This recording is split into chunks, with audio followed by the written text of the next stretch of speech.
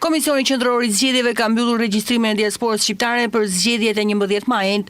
Kreu i KQZ Ilirian Celibanshi bëri me dije se 245.975 shqiptar që jetojnë jashtë vendit janë regjistruar për të patur mundësi të votojnë.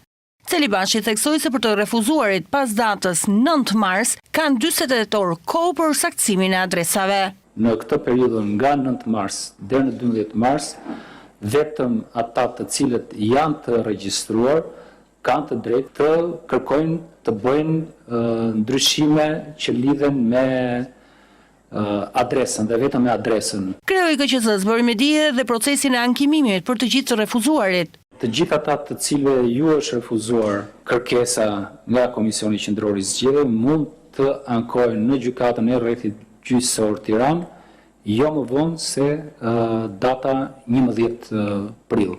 Nëpërmjet një platforme online. Celibanshi dha dhe datën kur do të fillojë dërgimi i fletës së votimit për shqiptarë që jetojnë jashtë vendit. Midis datës 8 prill dhe 16 prill të përfundojmë procesin e dërgimit të fletëve të votimit nga jashtë.